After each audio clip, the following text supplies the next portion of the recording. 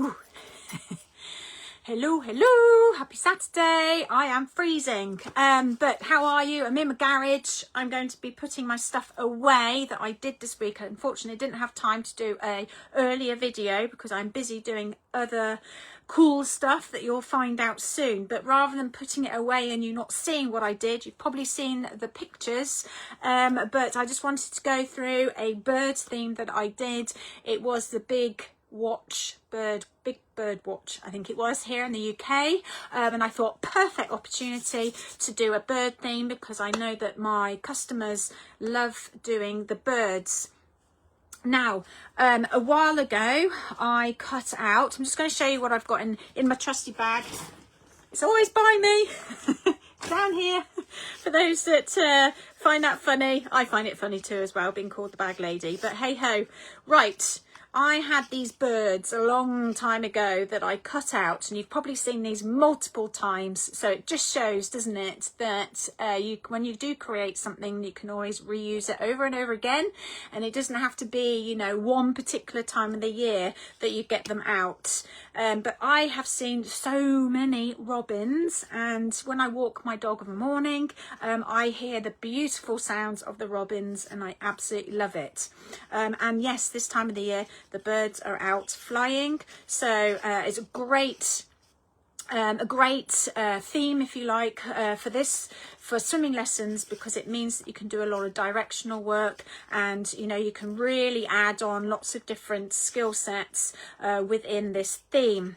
So anywho, I had those. I just did a robin theme, but because that was so popular, I then ended up thinking, well, I'm just going to use that same template because it was easy for me to cut out and draw.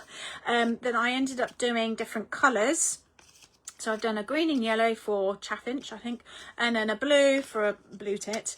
And then I just did, then why not just do a plain black for blackbird. Now these are really simple, and it's really easy to cut. As you know, for me, I love craft foam. It's just so versatile in the water, and it works really well. It's really cheap and effective, and I'm always about trying to find ways that you can incorporate just teeny tiny little bits of creativity in your lessons, but of course you don't want to be spending an arm and a leg doing it, or a lot of time. But hey, that's why I am here for you.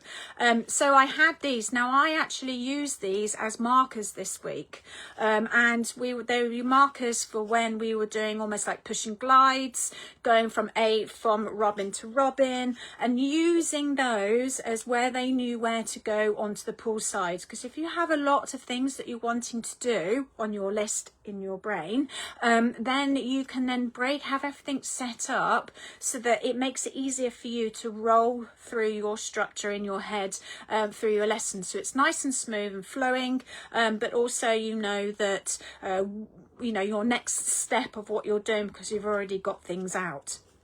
So these are really great markers. They're colourful, they're bright, colourful, and they can see them, and they can also then say, right, I'm going to robin, and so forth, and then blackbird to blackbirds, and so on. So think about ways of how you can use markers, but in a different way. Now I am able to, depending on your pool space, I'm able to put them just below the ridge of the pool, and just above the water, so they fit perfectly just on the sides there, of where it's really great for sight wise to do that.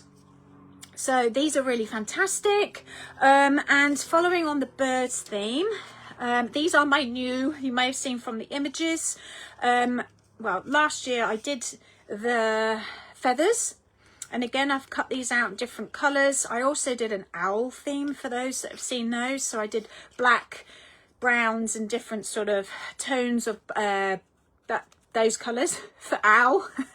Whereas I did almost a very colourful bird one as well last year for my customers. So I brought those back out again because my new cuts for this year, because I was so excited, I got a new toy for Christmas, treated myself, were these little birds here.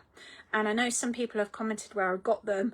I actually created them myself and I used my Cricut machine to cut them out, and I've actually got nests as well. So I was using the colours in order to do different levels of the skills that they're working on, so they're able to do it 3 times, but they've got a purpose and a focus on what they're doing, because they know that 1, 2, 3, they're doing it 3 times, and they're using this in order to do that skill. It could be that you use them as a warm-up, and they're just kicking, not just, but they are warming up themselves and going and doing a kicking, practicing from what they were doing last week and putting that into you know, what you're doing for this lesson. And they just loved it, especially when you have it set up quickly before lessons. You can easily, before, you know, when they're coming poolside, you can quickly move them back to where, if they've gone somewhere, or put them in place. It really doesn't take too long to be able to put them where they're wanting them to go. And as you can see, lots, you know, a variety of colours here that I choose to do, because I'm not quite sure what the children favourite colours are, so I like to do a mixture. Now, as you know, I only do private lessons now for families that have their own pools, and I get called in when they need me, and I work with them, and so I don't need as many tools as I was doing when I was teaching group lessons, like big group lessons. I mean, I have a group lesson, but there's not many of them because it's a family. So I only use a few of these. Make sure that you have the colours that you know that those children like. Because if you have 2 children that absolutely love orange and there's not enough orange for them, then unfortunately you're going to have an unhappy child. And I would rather just create extras than have an upset child that's now focusing on not having the right colour and not focusing on the task in hand. So, or you could just do one colours, you know, one colour that's generic, like a blackbird, for instance, and then you won't have those issues, but then maybe do colourful feathers or something, maybe. Right, anyway, moving swiftly on, we've got then creating a story, a day in the life of a bird. It helps with the structure, helps for you as well to know what comes next, but it flows, it's enjoyable, it's fun, and the children see birds flying around. So let's incorporate what they know on everyday life into the pool. Now I'm just dipping down here. I have these bowls. Again, I've used these so many times, but they are different things. So just even saying that instead of an ice cream bowl this week, we are now a nest. Or instead of whatever it was before, it's now something else. And just reframing and calling it something makes huge difference. So for instance, you know, these red ping pong balls could have been cloud noses before, but now today they're going to be red berries. So like I said, reframing what they are is just a very small, simple thing to use their imagination. Birds, go and get bugs. So I've got these trusty bugs. As you've seen, I've used these multiple times. So once you get a set of these, you'll use them a lot.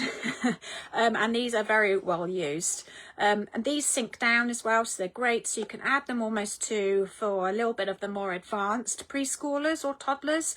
You can have them balance on their noodles, because they're going to obviously have their breakfast or dinner or whatever it is, but they've got to hold on to it first and then take it back to the nest. Now you could have already, let me just go down here, already have had their chicks. Of course I picked the one with no face on, the only one that had no face. And now I had these in a big, I mean this time of the year is perfect for Easter stuff. It's all coming out for the Easter stuff. And you could have had gone and got the chicks and put them in the nest, and now they're going to go and get the bugs in order to feed their chicks. And what I have done, you can either put the bugs inside the chicks, and I've got these sensory worms and things that, again, reused multiple times, that you can have in there as well, to entice them to blow their bubbles and do breath control to open up for that. So again, another way of using the story to scaffold your skills. Talked about the berries. Again, it's another part of food, isn't it? So, but you can add on with blowing the balls, pushing the balls, kicking the balls.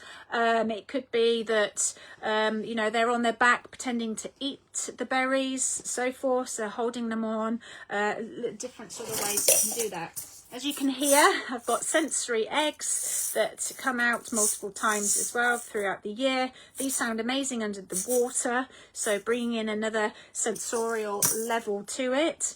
Those that know me, I love using a lot of different variety of touches, sights, and sort of textures, in the sense that it's either, you know, sort of 3D and you know, hard, or it could be soft. So like the worms are soft and you can pull them, they're spiky. These are smooth, whereas then you've got something that's flat, but also still colourful. I've got some that are glittery.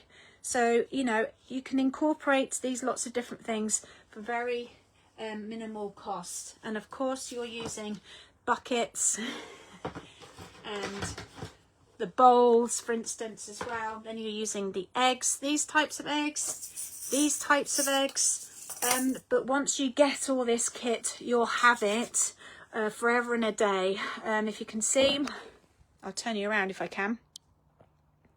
But you know, these are all this is all my stock.